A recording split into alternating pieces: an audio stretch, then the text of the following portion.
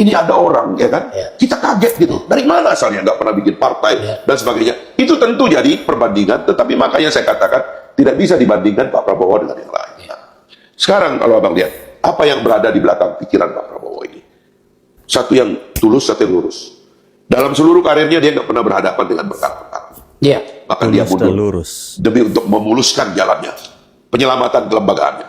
Sebab pada waktu itu semua dosa Orde Baru itu seolah-olah ditanggungnya oleh Prabowo. Orde Baru 32 tahun dosanya ditanggung oleh Prabowo. Tapi kata Prabowo, saya nggak mau rusak institusi, saya mundur. Nah, saya sebel, Bang. Banyak yang nyerang-nyerang Prabowo terus. Saya bilang, Prabowo belum pernah disidik, Prabowo belum pernah hadir di persidangan. Calon-calonmu itu sudah ada yang disidik, sudah ada yang sebenarnya naik ke penyidikan, dipanggil berjam-jam, sudah dipanggil berjam-jam, sudah ada yang di ruang sidang. Orang-orang bikin pengakuan dia terima uang. Jadi jangan-jangan calon kau itu nanti kalau kalah itu jadi tersangka semuanya. Jangan serang Pak Prabowo, nanti saya serang balik saya gitu. Akal sehat. Akal sehat. Boleh dong, masa dalam pertarungan kita diserang terus kita nggak pernah nyerang. Artinya Bung Fahri hanya memberikan diferensiasi antara figur Prabowo sebagai baca pres dengan figur yang lain. Ya pasti. Ya, jadi artinya sangat layak diferensiasi ini dikemukakan kepada halayak karena salah satu keinginan masyarakat banyak ya yang tertinggi adalah korupsi, pemberantasan korupsi. Gitu. Dan Prabowo orang yang paling disiplin soal korupsi. Karena apa? Prabowo ini dengan mohon maaf kita katakan tidak mungkin Prabowo itu kena isu korupsi karena yang dia cari dalam hidupnya itu adalah harta-harta yang terhormat. Makanya tuduhan orang seolah-olah ada korupsi food itu omong kosong, itu nggak mungkin itu Prabowo itu main begituan. Itu saya sering bilang ya, ini untuk membaca kelas-kelas elit di Indonesia. Prabowo itu punya kakek Pak Margono, itu bankers di zaman Belanda, pendiri Bank Sentral. Pendiri Bank Sentral. Sekarang BNI. Sekarang ada bapaknya, itu ekonom dunia kelas, disebutnya Begawan. Dan the five expert in the world. Iya, dan dia yang menegosiasikan aset Indonesia dalam transisi kita dari Belanda ke Indonesia. Betul. Pak Prabowo sendiri akhirnya memilih atau disekolahkan militer oleh orang tuanya karena dua adik dari Pak Mitro, Subianto dan Suyono ini gugur di dalam peristiwa Lengkong. Lalu dia ingin anaknya ini jadi tentara, dan Prabowo jadi tentara. Jadi ini tentara dari kelas elit Indonesia yang soal begitu-begigu tuh nggak kesentuh dia. Nah terus dihubungkan sama kawan-kawannya ini yang nyopet-nyopet kecil-kecil ini kan saya kecewa loh gitu. Luar biasa. Iya dong. Ada terima ya? Iya, nggak terima. Kenal 30 tahun sama. Aku ini kan pimpinan lembaga pengawas Bang di Dewan itu. Jadi aku tahu copet-copet ada di mana. Jadi jangan serang Prabowo. Prabowo bukan kelasnya pencopet-pencopet. Ini tahu banget ya guys. Itu masalahnya. Kenapa banyak menteri di era Jokowi terjerat korupsi? Sedikitnya ada 7 menteri dari kabinet Presiden Jokowi yang ditangkap KPK karena kasus korupsi. Lalu banyak yang berkomentar bahwa itu menandakan Jokowi tidak pintar atau salah memilih menteri atau wakil menteri. Dan itu dianggap memberi kesan bahwa era Jokowi adalah era yang tidak bersih. Lagi-lagi pendapat atau opini dari orang salah paham atau tidak paham semacam ini yang ramai disebarluaskan ke masyarakat untuk mendiskreditkan Presiden Jokowi. Mereka membuat asumsi dan analisa yang tidak benar lalu menyebarkannya kepada banyak orang. Apakah Jokowi salah memilih menteri atau wakil menteri ketika menjabat presiden? Apakah Jokowi sebodoh itu hingga kecolongan menteri-menterinya ternyata korupsi? Maaf, jawabannya pasti mengecewakan mereka yang gemar mencari-cari kesalahan Jokowi. Jokowi tahu, Jokowi sudah mengukur, dan Jokowi sangat cermat dan sadar memilih menteri-menteri dan wakil menterinya. Kalau cermat, kenapa kecolongan? Siapa bilang kecolongan? Kalau ternyata bukan kecolongan, tapi sudah direncanakan, bagaimana? Rencana apa? Rencana korupsi? Bukan itu. Tapi rencana untuk menggiring menteri yang korupsi itu ke KPK. Mari kita memakai analogi sederhana. Lebih mudah mana menangkap tikus di dalam sarangnya di bawah tanah, atau membawa tikus ke tempat yang terang lalu menangkapnya? Sudah pasti lebih mudah membawanya ke tempat terang. Ini sama dengan lebih mudah mana menangkap koruptor yang tidak terlihat atau menangkap koruptor yang posisi, jabatan, dan tempatnya jelas. Dengan begitu, mereka tidak akan bisa menghilang atau bersembunyi karena berada di tempat di mana sangat mudah dilihat dan diketahui.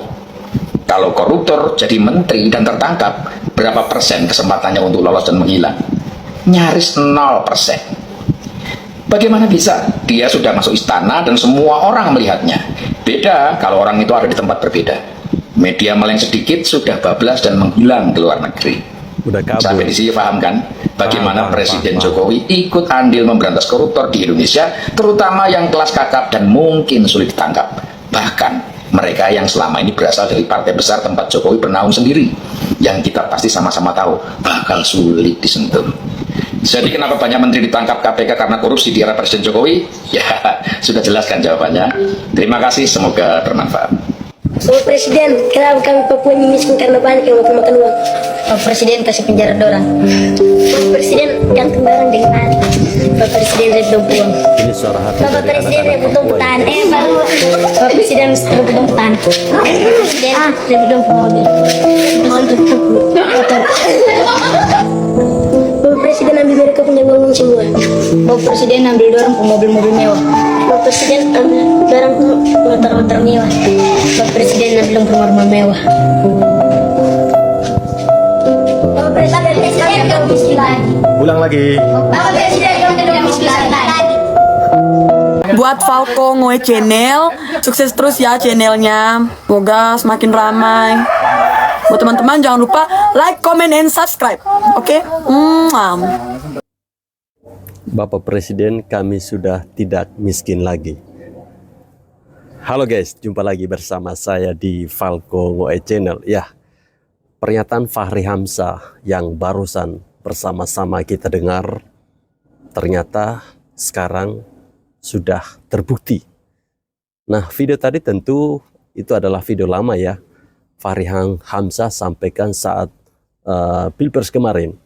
Jadi dia menyampaikan bagaimana tentang seorang Prabowo Subianto, bagaimana Bapak Prabowo itu sangat benci sekali yang namanya korupsi ya. Itu terbukti ya.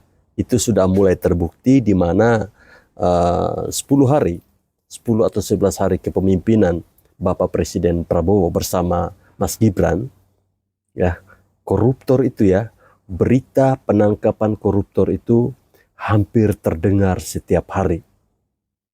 Dan yang lebih mencengangkan lagi, selama 10 hari 28 koruptor ditangkap dan total uang yang dikumpulkan sebesar 3,1 triliun. Wow, besar juga.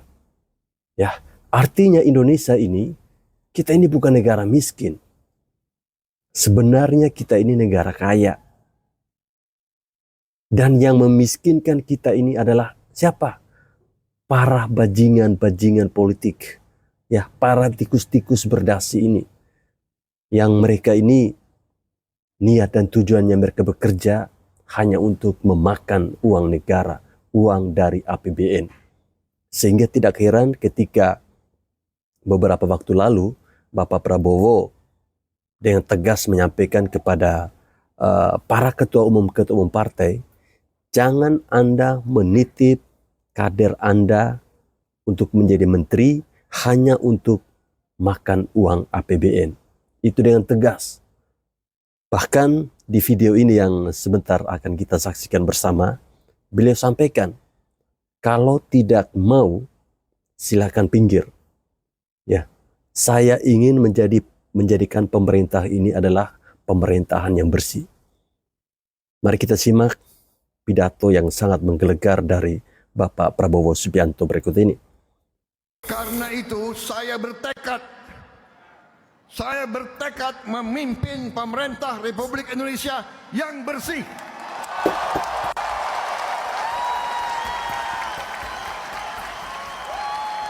Yang bersama saya, ayo. Yang tidak mau bersama saya, pinggir. Pinggir. Yang tidak mau bersama Bapak Prabowo, pinggir. Mantap ini Bapak Presiden. Mari kita bekerja untuk seluruh rakyat Indonesia. Mari bekerja untuk seluruh rakyat Mari Indonesia. kita amankan semua kekayaan bangsa Indonesia. Artinya Indonesia ini kaya guys. Mari kita wujudkan cita-cita pendiri bangsa kita. Cita-cita Bung Karno. Cita-cita Bung Hatta. cita-cita Bung Syahril, cita-cita Sudirman, cita-cita semua pendiri-pendiri bangsa kita. Indonesia, rakyatnya hidup sejahtera. Harus ya, Jangan terlalu harus banyak sejahtera. kita seminar, jangan terlalu banyak omon-omon. Sekarang aksi, aksi, aksi. Iya, harus lebih banyak aksi daripada omon-omon. Karena kebetulan banyak menteri yang hadir, saya juga mohon jangan terlalu banyak Ke luar negeri. anggotamu jalan-jalan ke luar negeri.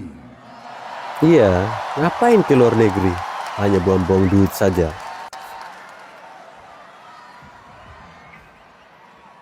Kalau mau jalan ke luar negeri, pakai uang sendiri boleh.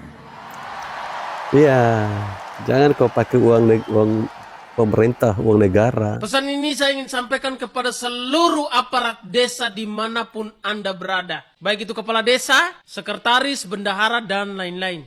Ingat, pemerintah terpilih saat ini Bapak Prabowo Subianto bersama jajaran timnya sedang proses bersih-bersih. Kalian sudah tahu bersih-bersih apa ya? Hati-hati ya.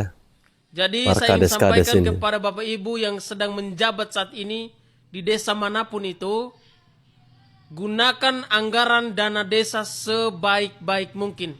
Jangan melenceng, jangan belok kiri, belok kanan, jangan pakai pikiran-pikiran kotor untuk kepentingan pribadi.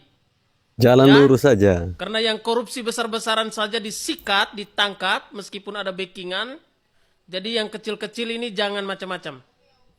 Jangan sampai nanti dijemput pakai rompi orange. Ingat ada salah satu Rompi orange-nya Menteri Pak pasti Prabowo sudah kemarin banyak ya. menyampaikan mereka sudah menyiapkan rompi orange begitu banyak. Wow, Jadi siapapun yang habis kalian. berani bermain-main dengan uang negara, mau itu dekat dengan ini, dekat dengan A, B, backingan yang paling kuat ini tidak ada. Pokoknya semua sama rata. Kalau salah, sikat. Jadi pesan saya sih, tetap di jalan yang lurus yang belum terjerumus. Tetap di jalan yang lurus, kerjakan sebaik-baik mungkin untuk desa-desa Anda. Bangun desa Anda sebaik mungkin, karena Anda ditugaskan untuk membangun wilayah Anda. Bukan untuk membangun urusan pribadi.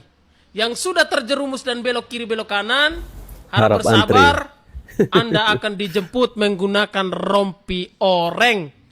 Sekian hari Prabowo Subianto menjabat menjadi Presiden RI ya, sudah ada kurang lebih 28 koruptor dari 7 kasus 28 korupsi koruptor, RI. guys. Kurang lebih. Kasus Ronald Wow. Tiner, ya kan? Kasus kepala desa, Ronald tol Padang Tiner. Pekanbaru, Antam, Gula, dan lain-lain. Kalian baca aja beritanya di mana-mana ada banyak. Gue cuma mau bilang, cok jancok kon. Tancok. Iku duit kabeh iku. Duit kabeh iku. Kon iku ono pikirane ora sih? Aduh, Kalian tengok ya si Mbak di ini FYP bisa aja ya. orang di kalian itu, kalian tengok itu uang itu berkoper-koper, bertumpuk-tumpuk, berdolar-dolar, bahkan itu duit aja. Mata Bagi uang dong, duitnya atau duitnya gambar itu. yang ada duitnya aja gua belum pernah pegang satu lembar pun.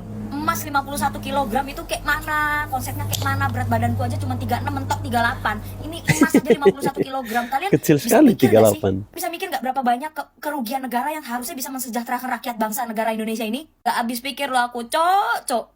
Itu duit, gue tahu itu Cocok. duit atau harta benda apapun yang disita itu yang mungkin kalau barang-barang mungkin bisa dilelang terus hasilnya itu masuk ke uang kas negara, dan uang-uang tunai yang ada itu bakal masuk ke uang kas negara. Cuman yang gue takutin suatu saat akan terjadi inflasi. Inflasi itu bisa terjadi ketika jumlah uang yang beredar dalam negara itu lebih daripada yang dibutuhkan oleh negara itu sendiri. Kalian baca sendiri deh ya, nih yang udah gue screenshotin tentang inflasi ya. Kalau kurang kalian cari sendiri di Google. Gue capek ngejelasin satu-satu, apalagi kalau tetap nggak ngerti. Kalian belajar Sabar, sendiri deh Mbak, biar pintar ya. sabar. Nggak ngerti sama koruptor. Sabar ya.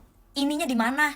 Gimana rakyat menengah ke bawah, bahkan yang sampai bawah itu nggak diinjek-injek. Wong sing kaya makin kaya, sing soge makin soge, sing miskin yo ndelosor. Kata gue malu pada tobat Ndelosor. dah. Lu pada tobat. Gak peduli mau masuk kantong sendiri atau enggak, itu udah kerugian negara. Dengan kalian korupsi, dengan kalian mengambil hak yang bukan hak milik kalian, itu sudah merugikan negara. Mau masuk kantongnya dewek lah, mau dibagi-bagi no ke orang-orang lah. Koruptor, yo tetap koruptor. Korupsi, yo tetap korupsi. Lu bayangin ya, sampai kepala desa aja itu bisa korupsinya bermiliar-miliar. Lu bisa mikir gak, itu desa loh, itu untuk memajukan desa, untuk mensejahterakan warga-warga desa, masih dikorupsi sekian M, dan berapa desa, berapa puluh desa yang merasakan. Lu kebayang gak? Jancok!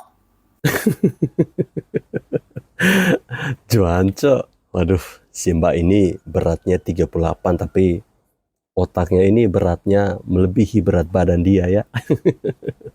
Ya guys, berbicara tentang korupsi ya, apalagi sekarang kita melihat dana desa itu sangat besar ya.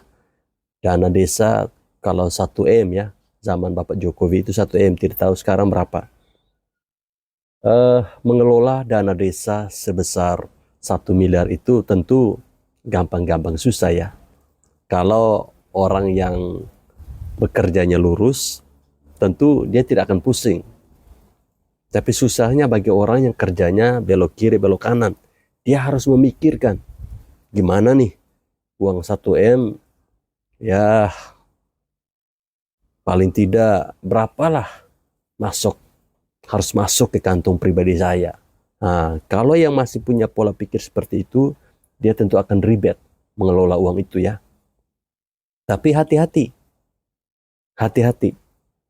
Bapak Presiden kita, Bapak Prabowo Subianto sudah dengan tegas. Ya, dia benci sekali dengan yang namanya korupsi. Ya, tadi saya sangat tersentuh ya, ketika Bapak Prabowo, Bapak Presiden kita memberikan pesan kepada para menterinya, jangan terlalu banyak melakukan seminar. Ya, jangan terlalu banyak melakukan studi banding ke luar negeri. Jangan hanya omon-omon. Ya, kita langsung eksekusi. Melihat kebutuhan rakyat itu di mana, eksekusi. Lagian terkait dengan studi banding ke luar negeri, mau studi tentang apa? Langsung eksekusi. Para petani kita ya, atau para nelayan kita ini hanya butuh support. Jadi kalau kalian pergi ke luar negeri, ya kalau pakai uang pribadi tidak masalah. Tapi kalau berangkat pakai uang negara, ya pasti kalau pulang ada manfaat ya tidak menjadi masalah. Cuman yang menjadi persoalan selama ini ketika mereka melakukan kunjungan kerja ke luar negeri, ketika mereka melakukan studi banding ke luar negeri, pulangnya nol. Nah ini kan sama saja dengan membuang-buang uang negara, uang rakyat. Ya, rakyat sudah capek-capek bayar pajak, kalian enak-enak buat seminar, apalah. Ya, mari bersama-sama buat para pembantu presiden, bekerjalah dengan hati Anda. Ya, Anda harus sevisi, semisi dengan tujuan dan niat baik dari Bapak Presiden kita, Bapak Prabowo Subianto. Harusnya seperti itu. Ya. Kalau Bapak Presiden sudah punya semangat seperti itu, harusnya kalian para pembantu ini punya semangat yang sama. Assalamualaikum warahmatullahi wabarakatuh. Seperti janji Waalaikumsalam. Bagaimana para pembenci ini membuat akun Fufufafa seolah-olah milik Mas Gibran. Membenci Pak Jokowi yang merasa kecewa karena gagal menjatuhkan Pak Jokowi berkali-kali sejak tahun 2014. Kemudian mereka juga gagal menjatuhkan pasangan Prabowo Gibran di ajang Pilpres 2024. Sebutlah namanya Kebo. Si Kebo ini bersama teman-temannya, sebut saja Kebo CS, mengupayakan sebuah rekayasa untuk mengadu domba agar sebut aja namanya, jangan Kebo lah. Setelah mereka gagal mengalahkan Pak Prabowo, kemudian Pak Prabowo dinyatakan menang bersama Mas Gibran, maka ada upaya-upaya untuk memecah belah mereka berdua. Kemudian si Kebo ini mencari ide dan menemukan ide untuk mencari akun-akun yang dijadikan kambing hitam. Akun ini akan direkayasa seolah-olah milik Mas Gibran. Mereka akan mencari akun-akun yang terbiasa mencaci maki Pak Prabowo. Kalau nanti mereka bisa membuktikan bahwa akun tersebut adalah milik Mas Gibran, otomatis Bapak Prabowo akan gak enak hati atau marah atau tersinggung atau bagaimana lah. Sehingga nanti hubungan mereka tidak baik dan kemudian nanti hubungan mereka tidak langgeng. Dan ketika memerintah tidak harmonis, maka terjadi kekacauan. Tapi sebenarnya tujuan mereka agar pelantikan Mas Gibran ini batal. Mereka memahami bahwa Pak Prabowo ini emosional. Apalagi kalau mereka mendapatkan akun yang dulunya mencaci maki Pak Prabowo, keluarganya, apalagi anaknya dengan kata-kata kotor. Pasti Pak Prabowo akan marah nih. Kemudian mereka membagi tugas untuk mencari akun-akun tersebut, baik di aplikasi X maupun di aplikasi Kasus. Akhirnya mereka menemukan akun dengan nama Fufufafa yang memang rajin sekali mengomentari thread-thread yang ada kaitannya dengan Bapak Prabowo. Hanya saja tugas mereka sangat berat. Kenapa? Karena mereka harus menghapus sebagian dari status-status Fufufafa ini agar tidak terdeteksi jati diri Fufufafa yang sebenarnya. Untuk menguatkan keyakinan netizen bahwa Fufufafa ini milik Mas Gibran, maka mereka akan mencari akun lain yang dikait-kaitkan dengan Fufufafa. Karena ternyata mereka mendapati Fufufafa ini status-statusnya hanya sekitar mencaci maki Pak Prabowo, nggak ada yang lebih heboh lagi. Mereka akan mencari yang lebih heboh lagi, seolah-olah Fufufafa ini adalah akun yang baru dibikin karena dia pernah punya akun lama tapi dibekukan, namanya Raka Genarli. Karena apa? Mereka temannya si Kebo ini menemukan bahwa Raka Genarli ini akun Kaskus yang dibuatnya sudah lama, 2006, kemudian vakum. Setelah itu mereka menemukan juga Raka Genarli ini katanya juga mengikuti aplikasi-aplikasi pornografi. Jadi komplit nih. Nanti akan diimage-kan bahwa Gibran itu Kalau pornografi itu kan biasanya Amin Rais. mencaci maki, kemudian juga menggemari pornografi. Lalu skenario dimulai. Fufu Fafa adalah Gibran. Fufu Fafa adalah Raka Genarli. Raka Genarli adalah Fufu Fafa. Raka Genarli adalah Gibran. Gibran adalah Raka Genarli. Gibran adalah Fufu Fafa. Ya. Sebagai catatan, saya akan informasikan bahwa sumber-sumber yang digunakan untuk memfitnah Mas Gibran ini adalah aplikasi X yang dulu namanya Twitter. Kemudian Kaskus. Setelah itu akun pornografi Spring, namanya Spring. Di banyak aplikasi, untuk nama akun, jika sudah ada satu nama akun, maka tidak bisa digandakan. Misalkan, saya menggunakan nama DJ Jenderal. Lalu, saya mau menggunakan nama itu. Kalau nama itu sudah ada, maka saya harus menambahkan simbol-simbol di belakang nama, supaya tidak sama. Contohnya DJ Jenderal, maka kalau saya mau bikin lagi DJ Jenderal, harus tambahin titik, tambahin tanda seru, dikasih angka 02, 03, 04, A, B, C, D gitu. Tidak boleh sama persis. Itu juga terjadi di akun Kaskus dan Twitter atau X. Nah, di Kaskus, kalau kita punya akun lama, kita bikinnya tahun 2013 misalkan. Kemudian, kalau kita mau mengedit status kita di tahun 2013, itu bisa dilakukan. Yang penting kita ini moderator, atau kita memilih akun, kita bisa edit. Jadi, kita bisa mengedit status. Baik, kita akan bahas satu persatu. Akun Fufu Fafa dibuat tahun 2013. Dan dia di beberapa statusnya mengatakan bahwa dia adalah pengguna baru dengan memakai kata newbie. Kalau newbie artinya dia tidak pernah punya akun lainnya, nggak pernah. Karena dia newbie, baru pertama kali menggunakan Kaskus, sehingga kita bisa pastikan bahwa Fufu Fafa tidak punya akun lain selain Fufu Fafa. Jadi dari sini, kita bisa simpulkan bahwa Fufu Fafa bukan Raka Genarli. Karena ternyata Fufu Fafa selalu mengatakan berulang-ulang, saya newbie di sini. Newbie artinya tidak pernah punya akun lain. Bagaimana si kebo CS ini mensiasati agar seolah-olah Fufu Fafa ini pernah punya akun lama namanya Raka Genarli. Si kebo ini meminta bantuan dari moderator untuk menghapus status Fufu Fafa, diganti dengan informasi-informasi, diantaranya dia memberikan nama akun lama, kemudian memberikan ID Twitter, bahwa ini akun lama saya lupa password. Nah ini sebenarnya statusnya sudah diganti, dihapus dan diganti. Kenapa saya bisa bilang bahwa apa yang dituliskan oleh Fufu Fafa tentang ID-nya Raka Genarli ini adalah editan? Karena ternyata jawaban dari Fufu Fafa berbeda dengan apa yang diinstruksikan Thread. Pemilik Thread meminta agar yang mau bergabung dengan grup mereka, maka harus mencantumkan Prime ID yang saat ini digunakan. Bukan ID abal-abal. Apalagi ID yang dia lupa password. Bagaimana caranya dia masuk kalau dia lupa password, lalu dia menggunakan ID itu untuk gabung ke grup musik itu. Dan kita lihat jawaban dari user-user lain seperti apa. Rata-rata mereka menggunakan Prime ID saat itu. Bukan Prime ID yang dia lupa password. Ada kemungkinan pemilik Fufu Fafa orang PDIP sendiri. Atau kalau memang Fufu Fafa ini bukan orang PDIP, maka dia adalah moderator. Karena yang bisa mengubah status hanya pemilik akun sendiri atau moderator. Dari sini, teman-teman harus sudah memahami penjelasan saya. Bahwa Fufu Fafa di status yang ditampilkan oleh si kebo ini di ruang-ruang publik sebagai bukti bahwa Fufu Fafa adalah Gibran, yaitu dengan menampilkan ID Twitter. Padahal, tulisan tersebut adalah tulisan yang diedit. Disamakan dengan apa yang sudah ditweetkan oleh Mas Kaisang ketika mengucapkan selamat ulang tahun kepada ibundanya. Di situ ada @rkgbrn. Yang ternyata @rkgbrn disebutkan di akun Fufu Fafa. Katanya Fufu Fafa pernah punya akun tapi lupa password. Padahal Fufu Fafa ini newbie. Kenapa dia bisa bilang kalau dia itu pernah punya akun lupa password, tapi dia bilang newbie?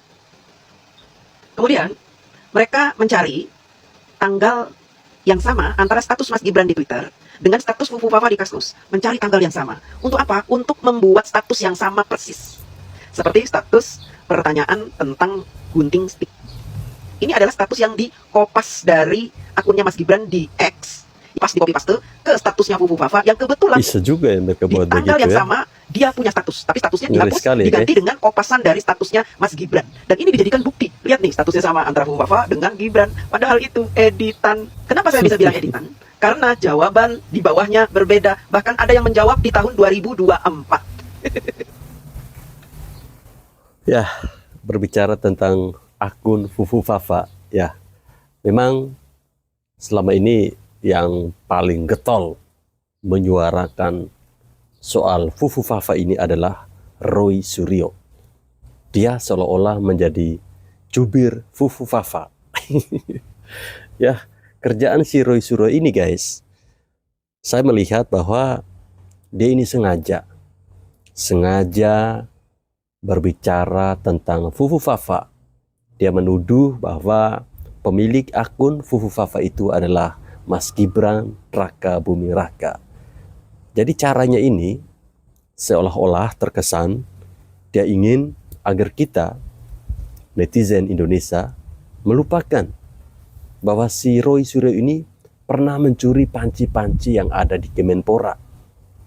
Ya, dia berteriak, terkesan seakan-akan dia membela Bapak Prabowo Subianto. Dengan niat dan tujuannya dia adalah supaya dia dipanggil menjadi menteri. Ya, setidaknya jadi menteri pemuda dan olahraga lagi. Agar dia bisa kembali mencuri panci-panci yang masih sisa di Kementerian Pemuda dan Olahraga.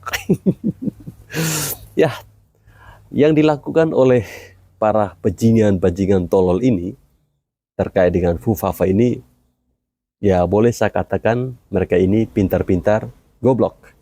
Ya, seperti yang dijelaskan oleh si Mbak ini ya. Mereka buat seperti ini, copy paste ini ke sini ke situ. Tapi tidak berhasil. Ya, gagal total. Ini mirip yang dilakukan oleh FPI. Buat bendera sendiri, mereka sendiri yang bakar, lalu mereka sendiri yang buat seolah-olah ada ini itu begitu beginilah. Ya. Jadi memang si Roy Suryo ini satu aliran ya sama FPI kali ya, atau mungkin dia belajar dari pengalamannya FPI. Ya, kita abaikan saja Roy Suryo CS ini para barisan sakit hati yang tiap hari tidak capek ya.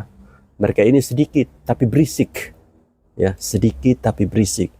Tapi berisiknya mereka ini sama sekali tidak berdampak. Ya, tidak berdampak pada Bapak Prabowo Subianto. Toh hubungan antara Bapak Prabowo dan Bapak Jokowi tetap adem-adem saja. Ya, malah mereka semakin kompak. Mereka semakin kompak. Ini terlihat dan mulai terbukti di mana Bapak Jokowi sudah mengantongi nama-nama koruptor dan diberikan kepada Bapak Presiden Prabowo, dan itu sudah mulai dieksekusi. Ya, total sudah ada 28. Ya, sudah ada 28. Dan uang yang dikumpulkan dari para koruptor itu senilai 3,1 triliun. Luar biasa kan? Roy Suryo dapat apa? Paling dia dapat panci yang dia curi. Amin Rais dapat apa? Dapat tai dia.